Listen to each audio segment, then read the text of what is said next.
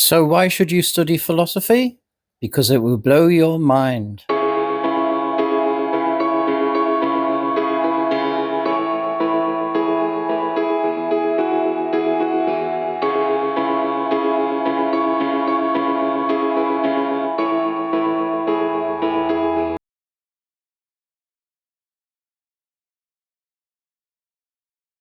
This will be my last video shot in Singapore, at least for the time being. I thought I would finish this series of videos in Singapore by going for a walk in the beautiful Botanic Gardens. One cannot talk seriously about greenery in Singapore without going to the Botanic Gardens. I will shoot a lot of scenes there. If for some extraordinary reason you're not heavily into philosophy, simply admire the scenery as camera woman and I make our way around. The Botanic Gardens is a UNESCO World Heritage Site. At the time of this video, I understand that the Gardens is the first and only tropical botanic garden on the UNESCO World Heritage List. It is located at 1 Cluny Road and is open from 5 AM to midnight. So if you want to avoid the crowds and the heat, go at 5 AM. Philosophers, of course, never get out of bed that early, and this is very sensible because the National Orchid Garden within the Botanic Gardens, which you absolutely must visit, only opens at 8:30 AM. Side note, most sensible philosophers never actually get out of bed before 10 AM, but don't tell anyone.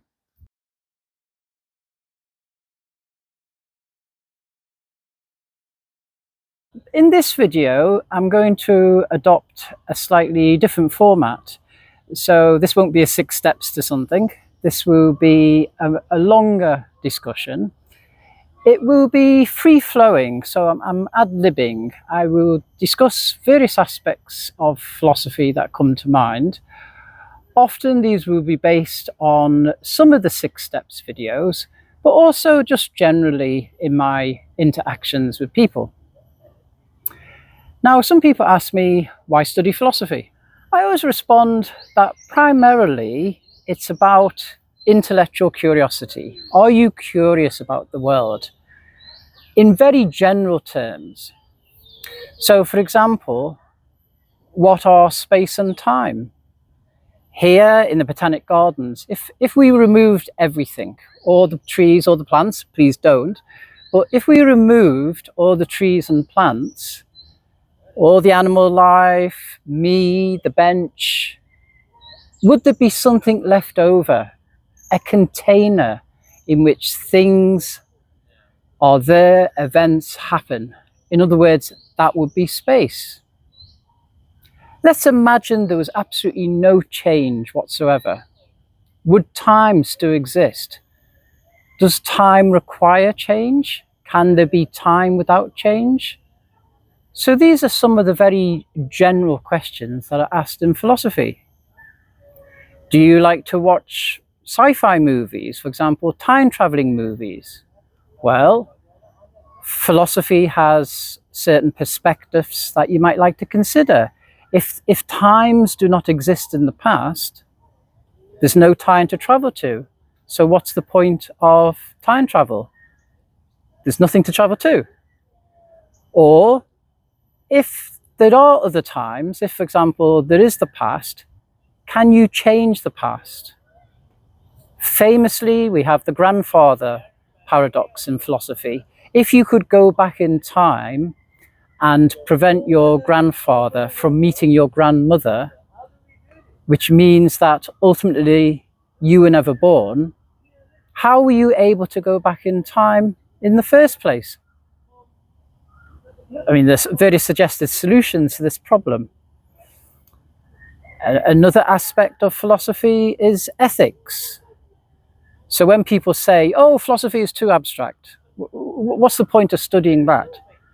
But then if you do a medical degree, if you do a law degree, if you do a business degree, ethics comes into the matter.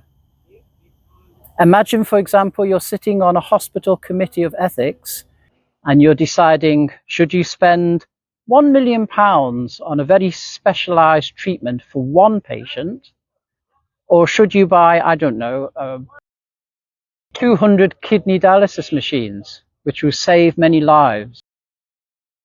So again, this weighing of options, these ethical considerations, philosophy is concerned with these. Now that's quite a bit of philosophy. Let's have a short break and continue on our walk and admire the scenery. Okay, break's over. Let's get back to philosophy. Some more examples. Let me set you a puzzle. So imagine you're sitting alone in a room and there are no exits, right? There are no doors, no windows. There's no way to leave the room. Or is there? There may be a way. I shall give you a possible answer in a moment. Another example. Consider your right hand. Consider your left hand. They are similar, but they're not identical. They're mirror reflections, so to speak. So is there a way to twist your hand, your left hand, in such a way that you perfectly overlap your right hand? So again, intuitively, we would say no. But philosophy asks you to think a little bit deeper about the nature of, for example, space. So before I explain the solution to those two riddles, let me paint a picture of a fish in water. So in effect, the fish is swimming forwards and backwards, left and right, and it has no concept of what's above the water. So if you poke a finger into the water, the fish will be shocked. It's as if the finger has appeared from nowhere. In other words, it's not aware of the third dimension. So similarly, let's go back to being in a room. Let's go back to the two hands. Imagine there's a fourth dimension of space. Notice I say space, not time. So there's a fourth dimension of space. If you had a fourth dimension of space, you could move at right angles to the first three dimensions of space and exit the room successfully.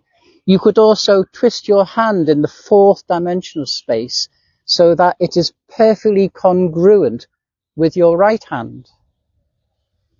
If that doesn't blow your mind, I don't know what else would. So as you can see, often there's an overlap between philosophy and science. So philosophy can do the conceptualizing. What would it mean to have a larger fourth dimension of space? And then science can get on with the experimental, empirical testing and see whether this is really possible. Well, that is quite a lot of philosophy.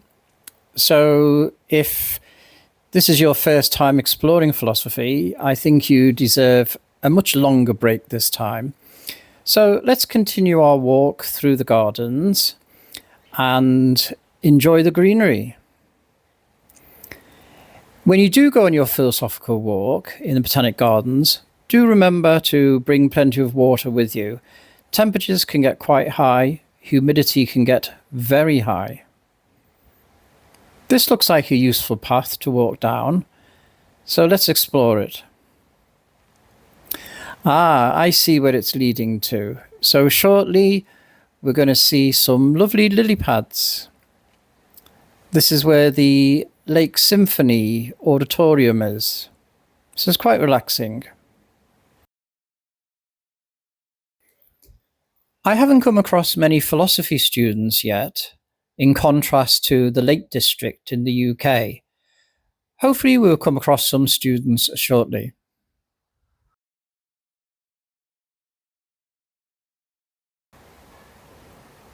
Here are the lily pads.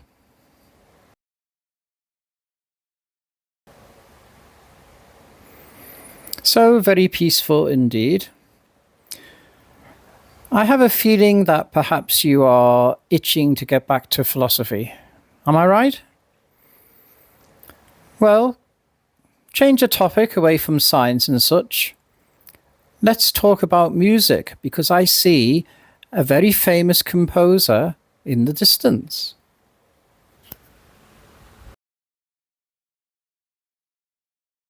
Yes, this music is quite interesting, Mr. Chopin, but is music an abstract object? Does it exist out there, even if you are not here playing it? Here's another thought. Are you the same person today as you were 5 minutes ago? Each day, we replace something like 1% of our body's cells. Think about it. 1% in a day. So this implies that's one of my philosophy fans cheering me on. In approximately 80 to 100 days, in effect, almost all the cells in your body are replaced. Now, there are certain cells that are not replaced. They last a lifetime, perhaps some in the brain, the eye and the heart, but essentially you replace almost 100% of your cells every approximately 100 days. This is a staggering thought. So how do you know that you are today the same person as 100 days ago? The quick answer might be psychological continuity. You have the memories, right, of somebody from 100 days ago. But how about thinking of it in these terms? Let's say you are 30 years of age and you remember how you were when you were 7 years of age.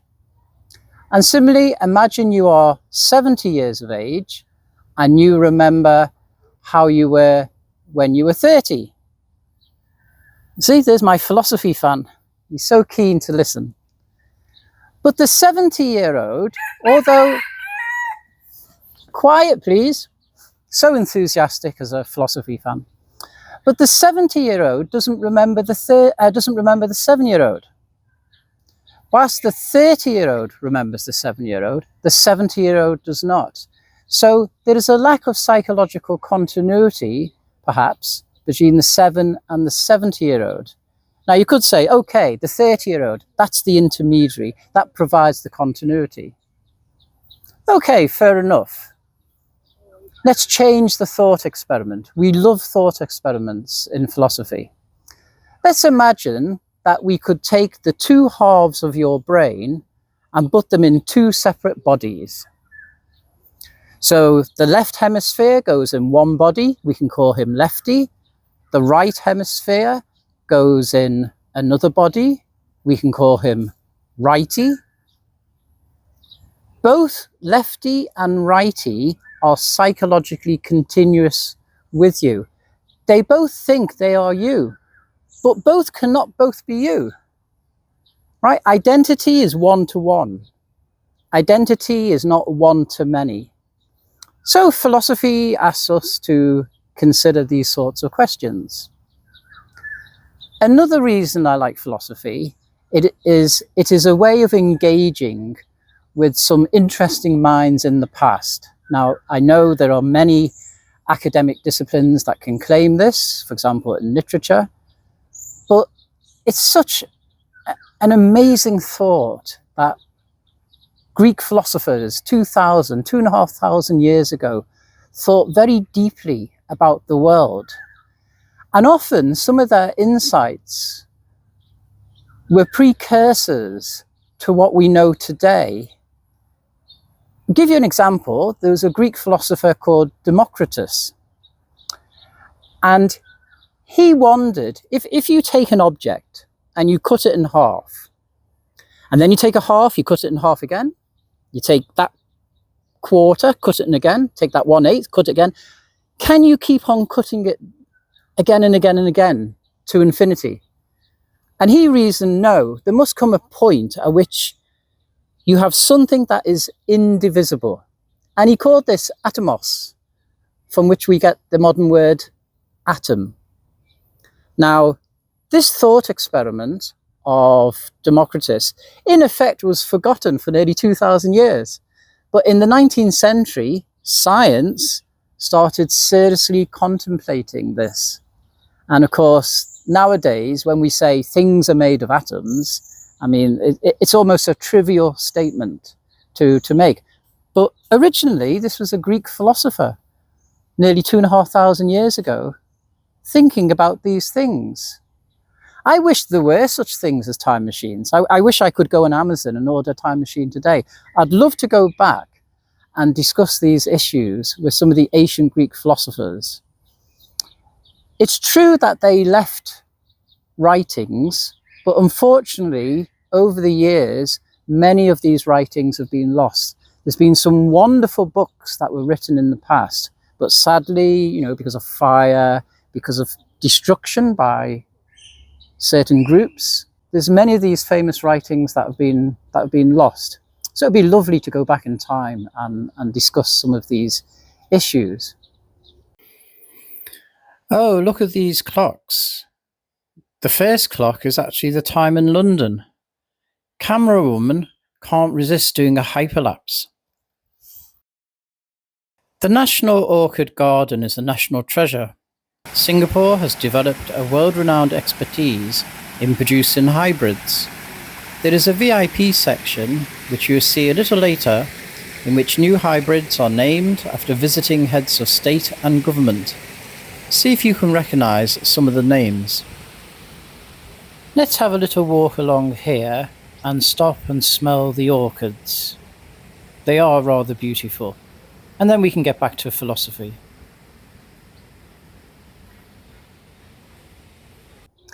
Another thing that sometimes arises when I'm discussing, free-flowing ideas with some philosophy students is, how would we communicate with aliens, for example? Let's say that aliens exist. Let's say they traversed interstellar space, came here. How would we communicate? There are so many languages on Earth, it's unlikely aliens are going to speak English. Imagine that they are aquatic creatures like dolphins or whales. They may rely upon entirely different senses. So what would be the common basis for us to be able to communicate with them? Again, philosophy, perhaps as a handmaiden to science, helps to give us some of the answers. Presumably, if they've traversed space, they are spacefaring, they will know certain aspects of physics. They will know certain aspects of maths in common with us. So, oh, is this an alien before me? Or is this a very keen philosophy student? And you notice that he's gone quiet. I often discover this in seminars. When I'm teaching students, the room goes quiet. I hope it's because they're interested in what I say. Anyway, he seems quite interested. As equally as you might try to experiment with speaking to aliens, how about speaking to animals? Right? Dolphins are highly intelligent. Humpback whales are highly intelligent. These two creatures have some sort of language, right? Dolphins communicate with one another. Ditto for humpback whales. This pigeon is very interested in my philosophy as well. So perhaps we could test out our technology to communicate with aliens by trying to communicate with some of the species on this planet. By the way, whilst I'm talking about this, I want to put across a certain ethical point. I think there are certain creatures on Earth which are highly intelligent, and in virtue of that aspect of intelligence, we shouldn't eat them. I think there's an ethical argument to be made. I mean, one ethical argument for vegetarianism is perhaps causing suffering to other animals. And I think that's a very legitimate reason to be a vegetarian. But I'm also concerned about intelligence. So for example, the octopus. Octopuses, surprisingly, are highly intelligent. And I think it's morally wrong that we should eat octopuses. We don't want the aliens in the future to come to Earth and eat us, right? So we need to value intelligent species. We have certainly covered a great deal of philosophy so far, so time to take an extended walk, I think, and refresh our spirits. There's something about running water, the sound of running water, that's so refreshing, so relaxing. So, as I walk along this path, admire the many orchids, admire all the foliage, really, beautiful greenery. It's very peaceful and quiet. Of course, you have to pick your timing when you come here. It can become rather popular, can become rather crowded, but Camera Woman and I are very fortunate today that there are not many people around. There's a certain freshness to the air as well. No doubt the vegetation or the plants and that are blessing us with oxygen. I quite like the design of the overhead trellises. So we walk a little further on. We are reoxygenated back to philosophy. Now, one question that I'm sometimes asked is, does God exist? A very, very big question. Too big a question to address today, I'm afraid. I think this is something I would have to devote considerable time to. But just to share with you, my main specialism in philosophy is actually philosophy of religion. So I enjoy addressing this question. As a preamble to discussing that question, I'd like to discuss what philosophers mean by possibility, right? So I think there's certain concepts we need to be familiar with first before we address such big questions. So in philosophy, possibility comes in three flavors. First of all, there's logical possibility. If I say to you, I exist and I do not exist, that's a contradiction. That's a logical impossibility, a bit like a round square. A second type of possibility is metaphysical possibility. The world, for example, could have been different. Let's say Germany had won World War II, in which case perhaps I'd be speaking in German now. A third possibility is physical possibility. So according to the physical laws of this universe, it is impossible for me to run around the Botanic Gardens, which I think is maybe 10 kilometers, in under 5 seconds. It's just physically not possible. Now, there may be another world with a different set of physical laws where I can run at incredible speeds like Superman or something. But in this world, with our physical laws, this is a physical impossibility. So these are the three main types of possibility: logical, metaphysical, and physical. I often like to use the example of my pet rabbit, Daisy. So it is not logically impossible for Daisy to leap over the Eiffel Tower, right? There's no contradiction in Daisy jumping over the Eiffel Tower. It may be metaphysically possible for Daisy to jump over the Eiffel Tower as well. Maybe there's a world of rabbits that have super strong legs, and gravity is a fraction of what it is in this world. But it is physically impossible in this world for Daisy to jump over the Eiffel Tower. So in philosophy, this is a lovely illustration of we have to be clear on our concepts. If somebody says to you, something is possible, well, there's different sorts of possibility. We have to demonstrate that possibility itself is there before we even consider whether the entity, for example, referring to, if we're talking about God, for example, is God possible? It's very, very easy in debates. People say, but it's possible. Think about it, it's possible. But we need to be clear exactly what they mean. I wonder if it's possible that we are near to the VIP section of the National Orchid Garden. There's certain names that I want to look out for. Oh, this is very, very pretty, going under these overhead trellises. I think we're getting there now. So very nearby to the VIP centre. So here it is. Some famous names. I think they change them quite regularly. Obviously, the British Prime Minister, the American President change fairly regularly. So every few years they're going to update. I remember seeing on television once in the UK, John Major visiting here and Margaret Thatcher visiting here. Here we have Lee Kuan Yew, of course, one of the founding fathers of modern Singapore. And here we have the Prince and Princess of Wales. There's this war display of famous visitors. So we can see the Prince and Princess of Wales. Queen Elizabeth. And next to her, Margaret Thatcher.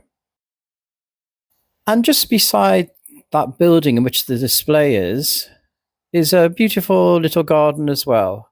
So quite nice to have a stroll around. I'm always keen to look out for running water. So here's a little stream. Such a peaceful sound. Another topic I'm interested in is existential angst. What could almost be called existential horror. This is the realization in some people that perhaps life is completely meaningless, that we are small beings on a tiny planet, in a small galaxy, in a huge universe. So this goes back to my meaning of life video, for example. I was very saddened a few months ago when I read in the newspapers about a young lady in a European country who had been suffering from severe depression for many years, and she had been granted the option of euthanasia. Now, setting aside whether we should have euthanasia or not, I just felt maybe there's some sort of failure of the medical profession. I often say seek professional advice.